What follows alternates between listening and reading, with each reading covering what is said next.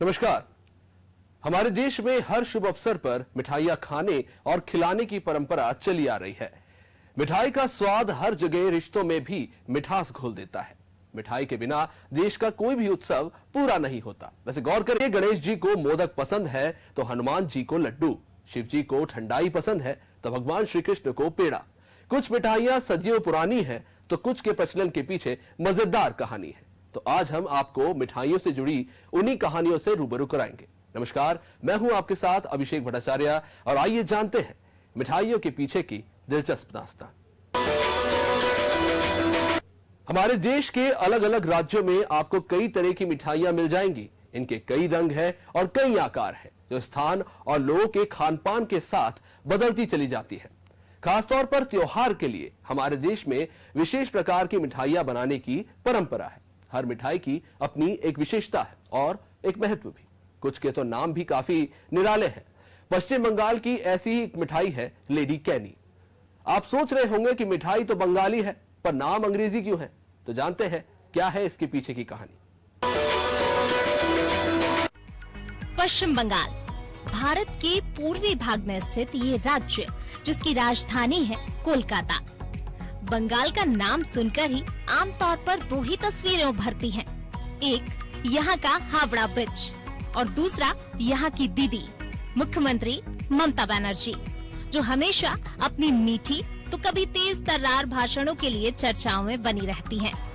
लेकिन बंगाल की एक और खासियत है जो सिर्फ भारत में ही नहीं कई देशों में लोकप्रिय है, और वो है बंगाल की मिठास।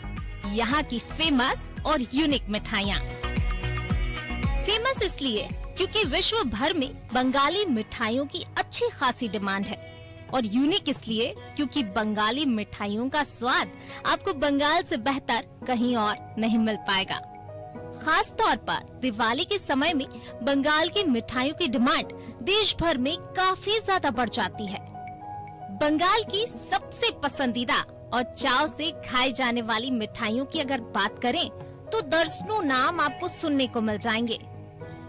सौंदेश, रसगुल्ला, चमचम, दरवेश, चंद्रकला, खीर कदम्बो जैसे बेहद सुंदर और बेहद स्वादिष्ट मिठाइयाँ हैं, जिन्हें देखकर आपके मुंह में भी पानी आ जाएगा और आप अपने आप को रोक नहीं पाएंगे। खास बंगाली मिठाइयों की फहरिस्त में एक और नाम भी शामिल है और वो है लेडी कैनी। इस मिठाई का नाम जितना निराला है, स्वाद में भी ये बेहद शानदार है। एक मिनट, कहीं आप इसे गुलाब जामुन तो नहीं समझ रहे हैं? जी नहीं, ये दिखने में काफी हद तक गुलाब जामुन जैसी है और कुछ कुछ स्वाद में भी अपने चचेरे भाई गुलाब जामुन के बहुत करीब है। पर दोनों मिठाइयों में एक बुनियादी फर्क है। गुलाब जामुन जहाँ खोए से बनाया जाता है तो वहीं लेडी कैनी के लिए छेने का प्रयोग किया जाता है। लेडी कैनी को बनाने की विधि और बनाने के लिए उपयोग में आने वाली सामग्री गुलाब जामुन से काफी अलग है, और अपने स्वाद की तरह इस मिठाई के नाम के पीछे की कहानी भी काफी हटकर है। आजादी से पहले उन दिनों हमारे देश में फिरंगियों के खिलाफ काफी गंभीर माहौल था। अंग्रेजों के अत्याचार के चलते उन्हें दुश्मनी की नजरों से देखा जाता था।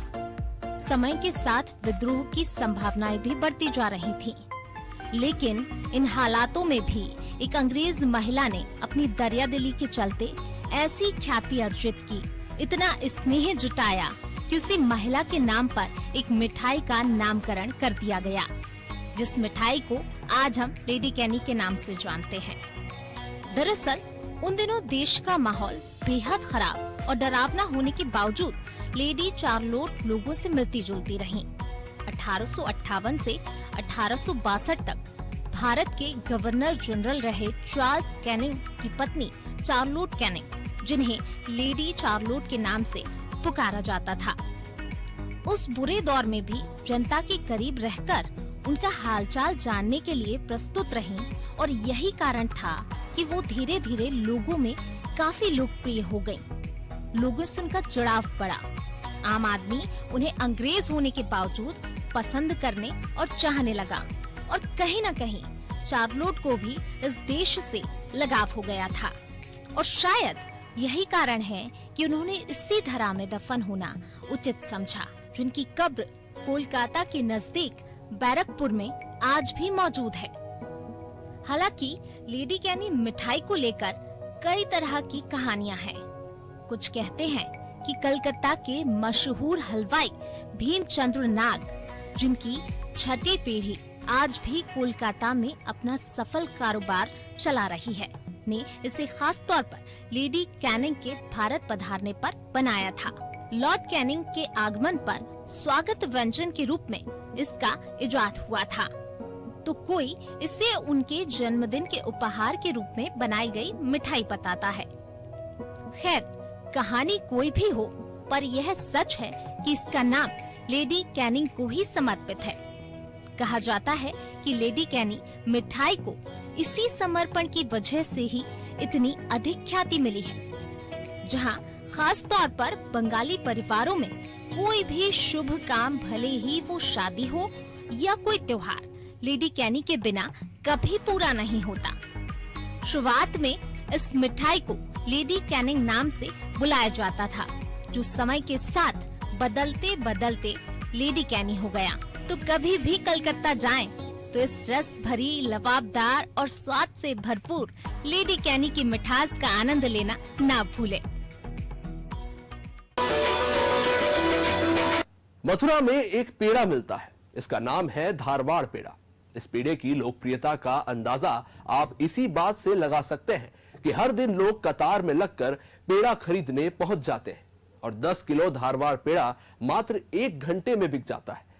लेकिन मजेदार बात यह है कि धारवाड़ दरअसल कर्नाटक के एक शहर का नाम है और यहीं से इस पेड़े को अपनी पहचान मिली। कैसे, आइए जानते हैं। उत्तरी कर्नाटक के जिले में स्थित धारवाड़ शहर देश भर में प्रसिद्ध है और इसकी प्रसिद्धि का कारण है यहाँ बनाए जाने वाले विशेष पहचान रखने वाले स्वादिष्ट पेड़े। प्रसिद्ध संगीतकारों के बाद धारवाड़ को अपने स्वादिष्ट पेड़ों के लिए जाना जाता है। देश के दूसरे राज्यों में भी कई तरह के और कई रंगों के पेड़े आपने देखे और खाए होंगे। अलग अलग स्थानों में पेड़े के अलावा इन्हें दूसरे नाम जैसे पेंडा, पैरा आदि नामों से जाना जाता है। दिवाली के समय देवी लक्ष्मी को इन्हीं पेड़ों का भोग लगाए जाने की परंपरा है। पेड़े के मामले में महाराष्ट्र का कांडी पेड़ा भी काफी लोकप्रिय माना जाता है, लेकिन इन सब में धारवाड़ पेड़ा सबसे प्रमुख है, जो पूरे देश भर में प्रसिद्ध है। और इस मिठाई का इतिहास लगभग 175 साल पुराना है।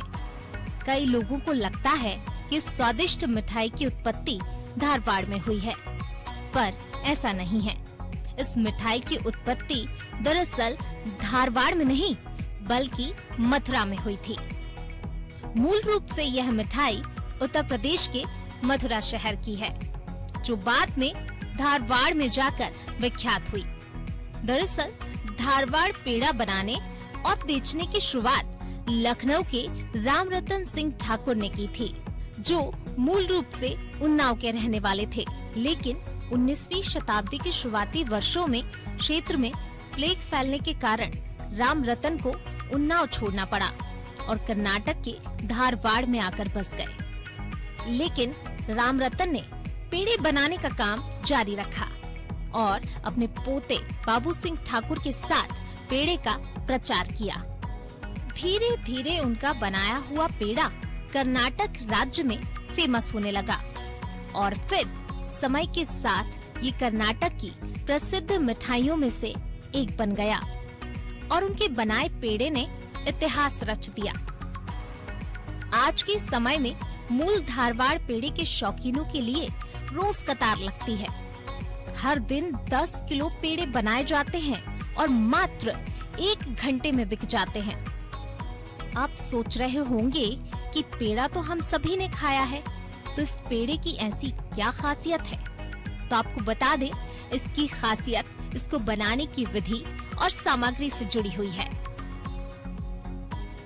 धारवाड़ पेड़े बनाने के लिए बुनियादी तौर पर पनीर, दूध और चीनी ही मुख्य सामग्री है।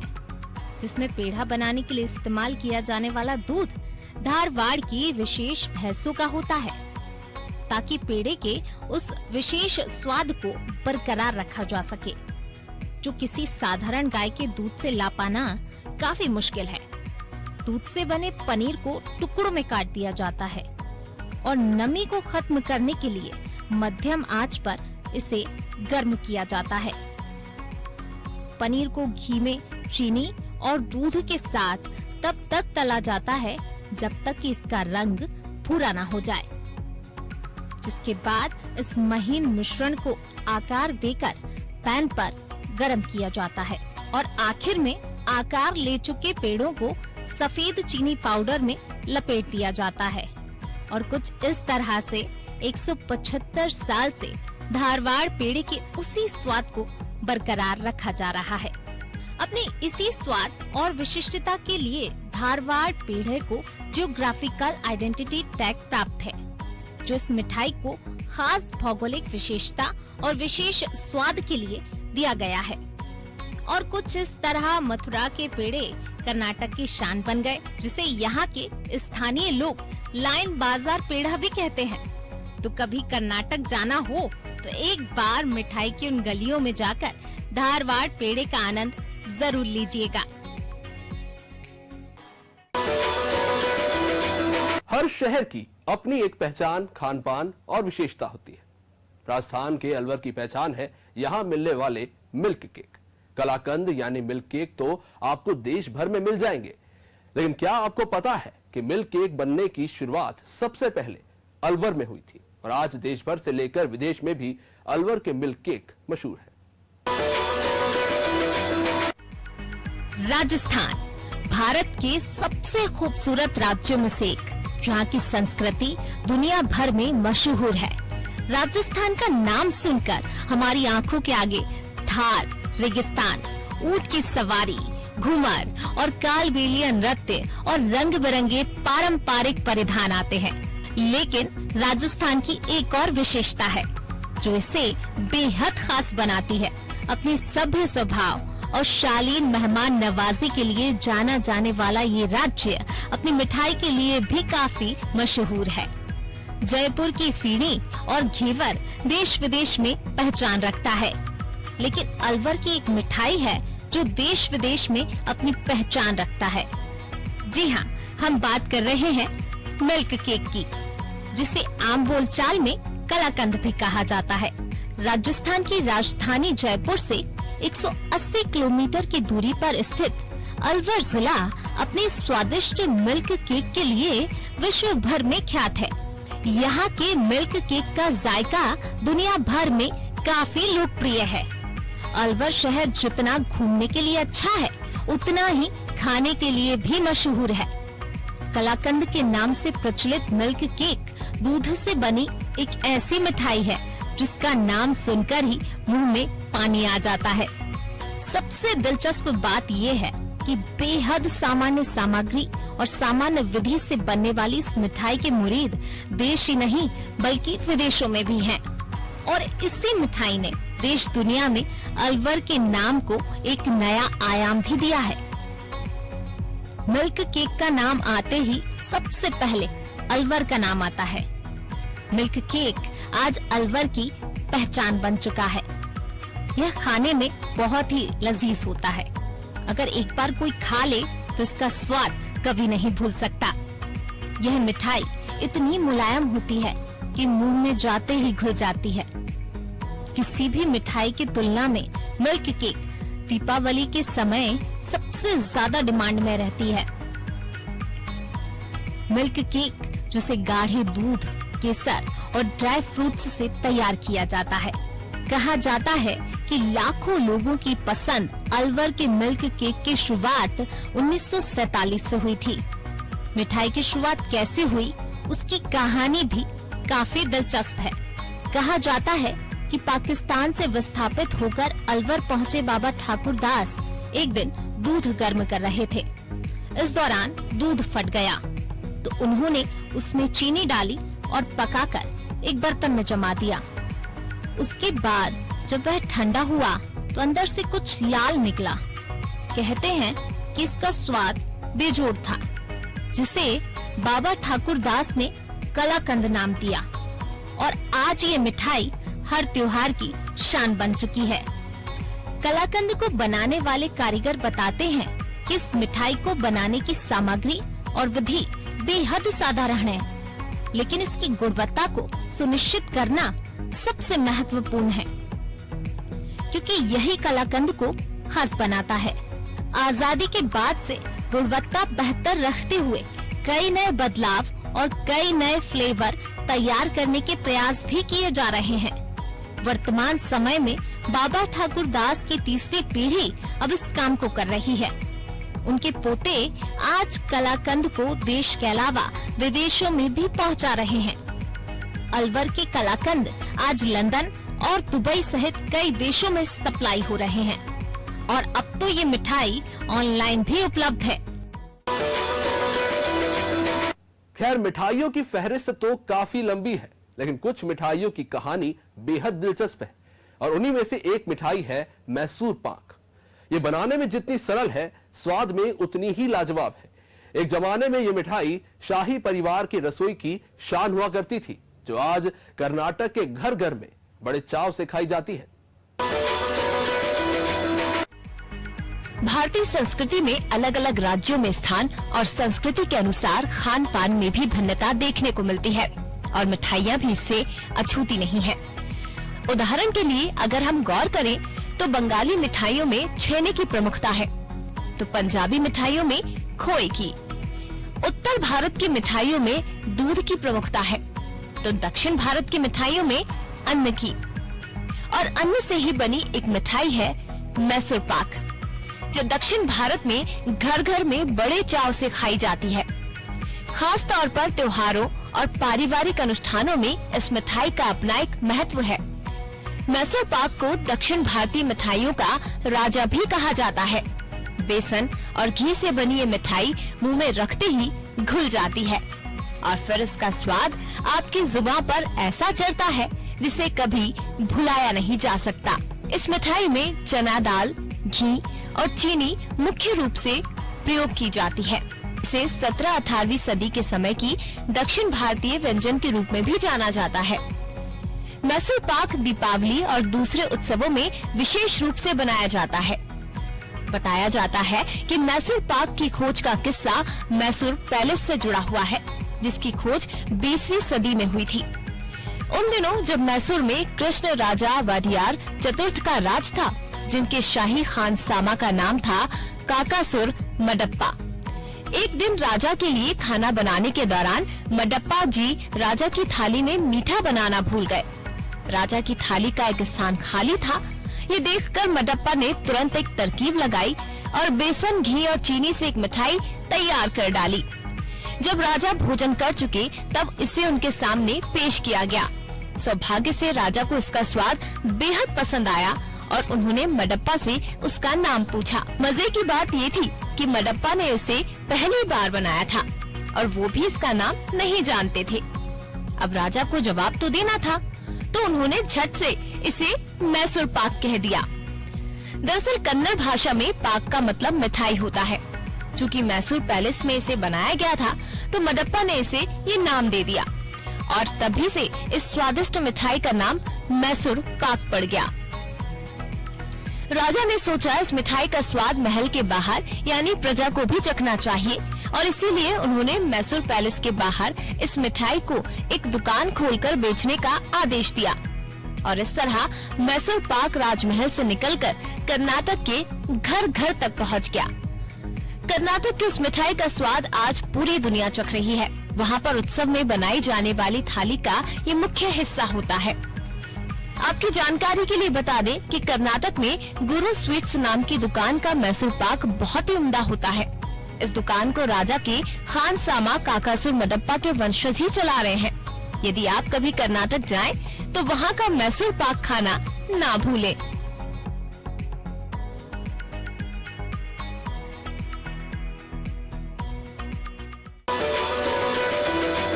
गुजरात के खान-पान के शौकीन आपको देश भर में मिल जाएंगे। खाने में मीठे और तीखे का लाजवाब कॉम्बिनेशन आपको शायद ही कहीं और देखने को मिले। शाकाहारी खान पान में इतनी विविधता आपको शायद ही किसी और राज्य में देखने को मिले, और गुजरात की ही एक मिठाई है जो हमारे देश के प्रधानमंत्री नरेंद्र मोदी जी को भी काफी पसंद है। गुजरात, जहां से हमें महात्मा गांधी, सरदार वल्लभ भाई पटेल और अब हमारे प्रधानमंत्री नरेंद्र मोदी जैसे नेता ने इतिहास और हमारी संस्कृति की गरिमा को हमेशा बनाए रखा। कहा जाता है कि करीब 2000 साल पहले भगवान कृष्ण मथुरा छोड़ सौराष्ट्र के पश्चिमी तट पर जा बसे थे। यहाँ कई वर्षों बाद मौर्य, गुप्ता, प्रतिहार और अन्य राजवंशों ने इस प्रदेश पर राज किया था। जिस तरह से गुजरात के इतिहास के कई रंग हैं, उतनी ही विविधता यहाँ के खान पान में भी है। मिठाइयों के मामले में भी गुजरातियों का कोई मुकाबला नहीं है। गुजरात की इन्हीं चुनिंदा मिठाइयों में से एक है मोहन थाल, जो गुजरात की पारंपरिक मिठाई है, जिसे गुजराती बड़े चाव से खाते हैं। देसी घी में बेसन को धीमी धीमी आंच पर भूनने के बाद ड्राई फ्रूट या सूखे मेवे के साथ इसे बर्फी का आकार दिया जाता है। कहा जाता है कि भगवान श्री कृष्ण को ये मिठाई बेहद पसंद थी और इस मिठाई को बनाना भी बड़ा आसान है। शायद यही कारण है कि मोहन थाल भारतीय गुजराती समुदाय के प्रसिद्ध मिठाई व्यंजनों में से एक है। ये गुजरात, राजस्थान और महाराष्ट्र जैसे पश्चिम भारत के राज्यों में एक पारंपरिक मिठाई के रूप में लोकप्रिय है। कहा जाता है कि इस मिठाई का नाम मोहन थाल इसीलिए पड़ा क्योंकि ये भगवान श्री कृष्ण की पसंदीदा मिठाइयों में से एक है और मोहन कृष्ण का ही दूसरा नाम है। और इसी कारण गुजरात में हिंदू विशेष रूप से दिवाली और जन्माष्टमी के त्योहार में इस मिठाई को बनाते हैं और भगवान श्री कृष्ण को इस मिठाई का भोग लगाते हैं। आपको बता दें कि मोहन थाल हमारे देश के वर्तमान प्रधानमंत्री नरेंद्र मोदी की भी पसंदीदा मिठाई है। इसे बनाना काफी सरल है, बनाने में भी ज्यादा समय नहीं लगता और बनाने के बाद ये कई दिनों तक खराब भी नहीं होती। तो स्वाद में लाजवाब इस मिठाई को इस दिवाली आप अपने घर जरूर लाइएगा। तो उम्मीद है कि मिठाइयों से जुड़ी ये कहानियां आपको काफी पसंद आई होंगी। कभी मौका मिले तो आप भी इन मिठाइयों का लुत्फ उठाना ना भूलिएगा। आप सभी को अनादि परिवार की तरफ से दीपावली की हार्दिक शुभकामनाएं। नमस्कार।